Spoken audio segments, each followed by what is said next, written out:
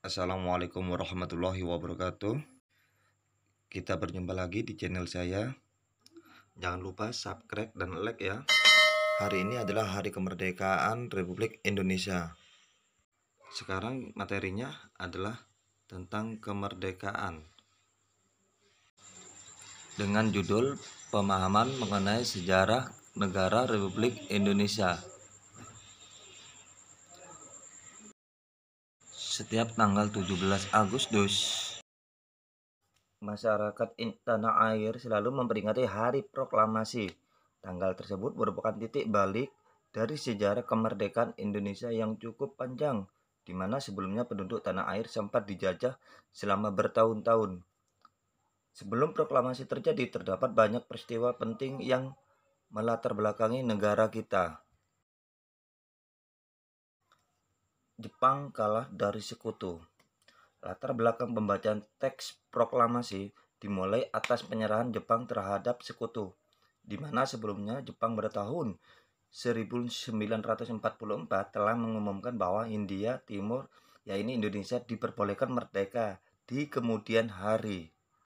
Pengumuman tersebut dilakukan karena tentara Jepang sudah semakin terdesak. Bahkan Kepulauan Saipan juga berhasil direbut dari negara Jepang. Sehingga selanjutnya pada tahun 1945 dibentuklah BPUPKI atau Badan Penyelidikan Usaha-Usaha Persiapan Kemerdekaan Indonesia, dan PPKI, Panitia Persiapan Kemerdekaan Indonesia. Tujuan dari pembentukan dua badan tersebut adalah untuk menarik simpati dari rakyat Indonesia agar mau membantu Jepang melawan sekutu. Nah, dari buntut dari peristiwa ini, yaitu Jepang berjanji memberikan kemerdekaan pada tanggal 24 Agustus 1945 untuk Indonesia. Jepang yang menjanjikan kita untuk merdeka. Oke. Pro kontra proklamasi pada peristiwa Rengas Dengklok.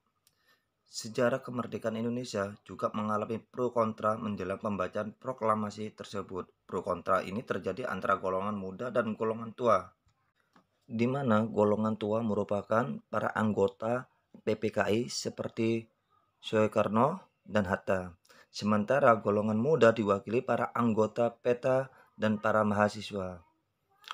Pro kontra ini terjadi karena golongan muda menganggap bahwa golongan tua terlalu konservatif, sebab mereka menghendaki pembacaan proklamasi harus melalui PPKI dan sesuai dengan prosedur yang telah dijanjikan oleh Jepang, yaitu pada tanggal 24 Agustus 1945.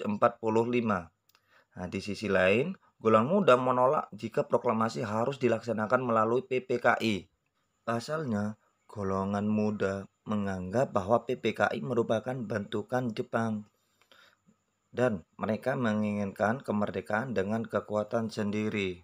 Sultan Syahrir yang termasuk dalam golongan muda merupakan tokoh pertama yang mendesak Soekarno-Hatta untuk segera melakukan proklamasi. Selanjutnya, rapat resmi dilangsungkan di Pengawasan Timur, Jakarta pada 15 Agustus 1945 yang dihadiri oleh Johar, Nur, Subianto, Armansyah, Khairul Saleh, Kusnandar, Wikana, Margono, dan Subadio. Hasil rapat yang dipimpin oleh Khairul Saleh tersebut memutuskan bahwa kemerdekaan Indonesia tidak harus menggantungkan pada pihak lain dan merupakan hak rakyat. Dari keputusan rapat yang menjadi bagian dari sejarah kemerdekaan Indonesia yang telah disampaikan kepada IR Soekarno, maka beliau tetap bersikeras dengan pendiriannya, yaitu proklamasi harus dilangsungkan melalui PPKI. Itu sehingga pada akhirnya golongan muda membawa Soekarno-Hatta ke Rengas Dengklok, salah satu daerah di Kabupaten Karawang. Rengas Dengklok sendiri dipilih karena letaknya strategis dan terpencil, sehingga tentara PETA bisa mengawasi setiap langkah-langkah tentara Jepang. Perumusan serta pengesahan teks proklamasi. Terjadinya peristiwa Rengas Dengklok membuat jalan pikiran Soekarno-Hatta berubah dan pada akhirnya menyetujui agar proklamasi kemerdekaan harus segera dibacakan. Rumah Laksmana Maida dipilih dan menjadi bagian dari sejarah kemerdekaan Indonesia karena Maida merupakan kepala kantor penghubung angkatan laut yang aman dari ancaman militer Jepang. Pertemuan di kediaman Laksmana Maida ini dihadiri pula oleh Soekarno, B.M. Dia, dan Mbah Diro dari golongan pemuda. Pada akhirnya berdasarkan pembicaraan antara I.R. Soekarno, Mohatta, dan Ahmad Subaijo, didapatkan rumusan dari teks proklamasi yang langsung ditulis tangan oleh Soekarno. Naskah tulisan tangan Soekarno ini nantinya akan mengalami 3 perubahan setelah diketik oleh Sayuti Malik. Pembacaan proklamasi kemerdekaan. Setelah dirumuskan dan disahkan, pembacaan proklamasi dilakukan pada tanggal 17 Agustus 1945. Mulanya rakyat dan para tentara Jepang mengira bahwa pembacaan teks tersebut akan dilakukan di lapangan Ikada. Saat itu mengetahui bahwa pembacaan proklamasi ternyata akan diikrarkan di kediaman Soekarno, Jalan Pengasaan Timur 56 Jakarta. Pada saat itu, halaman rumah Soekarno telah dipadati oleh massa menjelang detik-detik proklamasi. Semua sibuk mempersiapkan pembacaan teks, bahkan Fatmawati, istrinya Soekarno, tengah menjahit bendera dengan tangan yang ukurannya tidak standar.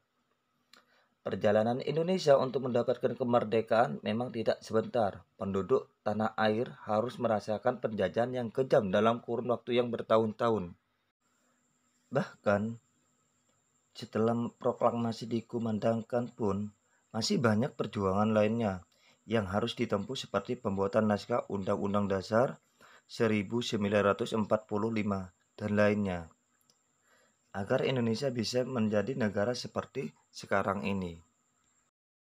Nah, itulah materi hari ini tentang pemahaman mengenai sejarah negara Republik Indonesia.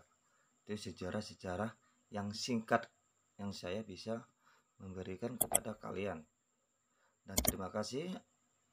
Jangan lupa subscribe dan like ya. Jika ada kesalahan atau tulisan, tolong di komentar di bawah ini. Oke, terima kasih. Wassalamualaikum warahmatullahi wabarakatuh.